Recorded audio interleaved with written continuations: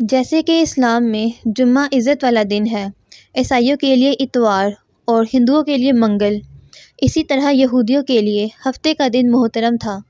مگر فرق اتنا ہے کہ اسلام میں صرف ان لوگوں پر جن پر جمعے کی نماز فرض ہے، جمعے کی پہلی اذان سے ختم نماز تک وہ دنیاوی کاروبار کرنا حرام ہے جو نماز میں دخل انداز ہو۔ عورتیں، بچے، مسافر اور بیمار لوگ اس حکم سے علیحدہ ہیں کیونکہ ان پر جمعہ فرض نہیں ہے۔ لیکن یہودیوں اور عیسائیوں کے ہاں ان سارے دنوں میں دنیاوی کاروبار حرام تھے اور خاص کر شکار کرنا سخت جرم۔ حضرت موسیٰ علیہ السلام کے بعد یہ واقعہ پیش آیا کہ بنی اسرائیل کی ایک جماعت بحر قزم کے کنارے شہر عالیہ میں رہتی تھی جو مدینہ منورہ اور شام کے درمیان ہے۔ یہ لوگ مچھلی کے بہت شوقین تھے۔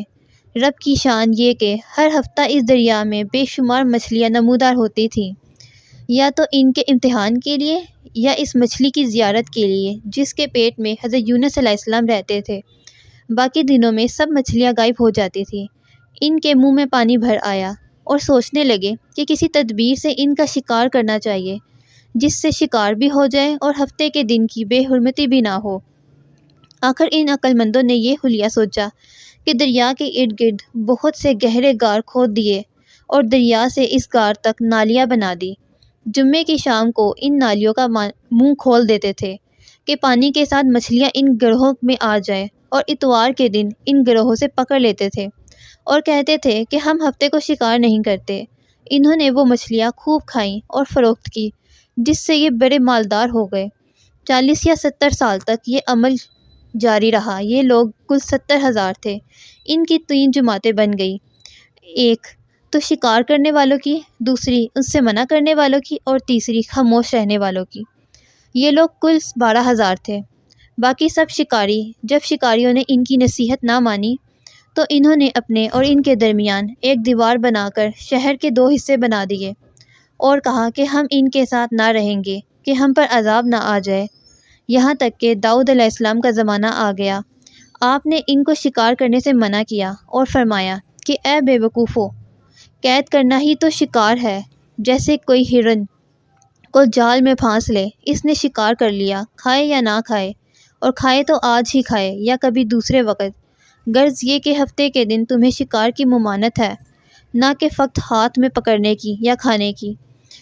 اس سے باز آ جاؤ ورنہ عذاب میں گرفتار ہو جاؤ گے۔ شکاریوں نے کہا کہ ہم تو بہت عرصے سے یہ کام کر رہے ہیں، اگر یہ برا ہوتا تو اب تک ہم کو امن کیوں ملتی؟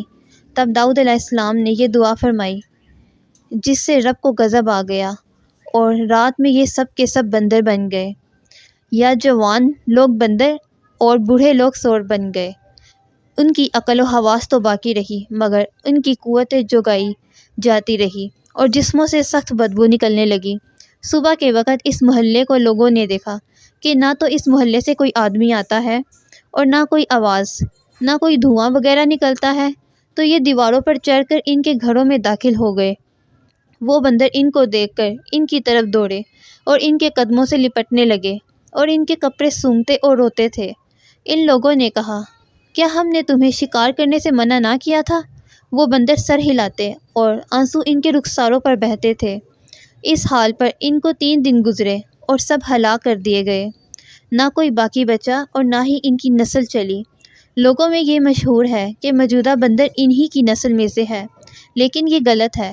ان سے پہلے بھی بندر تھے اور یہ موجودہ بندر ان سے پہلے بندروں کی اولاد میں سے ہے۔ کیونکہ صحیح روایت میں ہے کہ کوئی مسخ شدہ قوم 3 دن سے زیادہ نہ جیتی ہے، نہ کھاتی ہے، نہ پیتی ہے اور نہ اس کی نسل چلتی ہے۔